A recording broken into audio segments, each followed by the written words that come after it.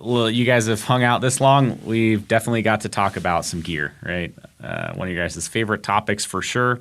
I went ahead and printed out my personal gear list. This is something I keep basically a Google Drive folder, and for every trip, I fill out a gear list sheet. I alter things for the trip, and so I've just got this historic data.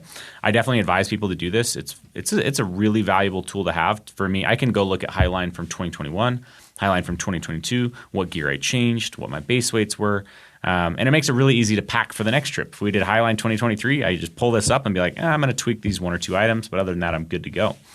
So my base weight for this, and keep in mind, I am a 6'2", 200-pound dude, which typically means I'm using long, wide bags, long, wide pads, tall Varios and Ventises if they're available, and all those things start to add up. And then we've already talked about the temperature ranges we're going into. So my base weight going into this was 11.8 pounds. That to me is a sweet spot. Hovering That's with between some camera gear too. Well, that didn't include the camera gear. Okay. With the camera gear, that was another 0.8 pounds. I wasn't carrying a lot of camera gear this time, but I was about another, let's just call it a pound. So I would have been at 12.8 with the camera gear I was carrying. So that's a sweet spot for me. Between 10 and 12 pounds is a really, really good spot to be in. I would say most of the other guys on the team were probably closer to 10, especially the guys that can get away without like a long, wide pad, long, wide bag. There's some little things. I may have also taken a couple of things that weren't totally focused on weight, but I think that's really common. That's like the reality of what people experience out there, right? So for me, obviously we were testing the prototypes of CS40, which if they're not available right now, it will be within days. We've got a pre-sale going for that CS40 now. It's a phenomenal pack, and we have additional content around that. 40 is one-person trekking pole tent. I had a 15-degree long wide top quilt from us. I had our 1/8-inch foam pad. I had our Oblivion sleeping pad as well. Pillow. I had a balaclava with me. And then everything else is pretty standard, looking down the list. Let's just see if there's anything else to call out. Obviously, during the day, you can see what I was wearing: shorts, trail runners, altitude hoodie, those kinds of things. I was taking trekking poles. As far as clothing, I packed. So I take an extra pair of socks. I'll rotate those a lot or use one for sleeping, one for hiking. So I had a pair of darn tough, lightweight hiker socks. I had some leggings. And so we've got some leggings that are coming out this fall called the Highline leggings. Those are super nice for trips like this, but I had those on the trip. I took a Vario jacket. I had a prototype fleece hoodie that I was messing around with. Wool knit gloves, Tusher rain jacket. I had wind pants. So I didn't have rain pants. I actually had wind pants. Didn't end up using those, I think, at all. But they're 2 ounces. You know what I mean? So if it had rained or it did get colder or windy, I could have thrown those on. I had rain mitts. Those are just basically rain shells to go over my gloves if needed. And then I did have leg compression sleeves that I was putting on that you'll see me hiking in pretty much the whole time. Those actually never really were in my pack. They were on my calves the whole time just because I was still having some pain from the Ultra I ran the week before.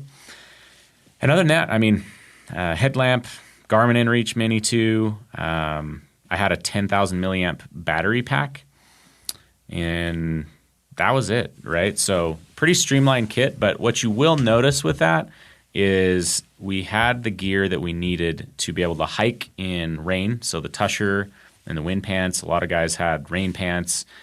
We made sure that we made those changes. A lot of hikers aren't going to bring those things, but we found for a hike like this, it's critical. We feel like it's critical, especially after getting caught in some really bad conditions. The leggings, that's not something we bring on every trip, but those things are like, I don't know, 4 or 5 ounces. I've been bringing them on almost every trip. Yeah, they're just worth having. They weigh so little and they're so nice. They're so warm for what they are. You put those on. You put on the some wind or rain pants. You get a lot of warmth if you were ever hanging out at camp. But typically, I just like to sleep in those. I skipped over this. I was using are prototypes at that point. Skyline shorts. Now, those will be available this summer. Sometime around June, we'll be trying to release these Skyline shorts. Those are awesome. Those are absolutely awesome when you're doing big mileage like this. Really help with mobility, not getting bound up in pants or other things. So just high mileage trips, absolutely awesome and absolutely awesome to train in. And they're crazy light. We will have them with lined and unlined options. So you can also eliminate things like underwear if you're running on the lined ones or using the lined ones. But anything stand out to you with that as far as things that Mine was very similar to yours. I was 12.3 for base weight with me carrying 2 battery banks. Okay. My watch dies faster than Tayson's because it's not the solar version. So I usually have to charge my watch at dinner if we're doing a 25-mile day. And so I had an extra battery bank. And also I film more with my phone. And Tayson and Derek film with other cameras. So I burn battery more that way. But yeah, very similar. So that put, with 5 days of food and water, my total pack weight looks like it was 24 pounds. 24 pounds? Yeah. What was your? Yeah, mine. So I was actually carrying 6 days worth of food. Oh, I was carrying 6 days too. Brigham was the only one that didn't carry the extra day. My starting trail weight with water was total pack with food and water about 24 pounds. Yeah. And then obviously you went lighter from there, and that's big calorie days. Like, I think I have a separate tab on my sheet for food that I went through and put in the weights of my different foods one day, and just have a food bank essentially you can pull from there. Yeah, so that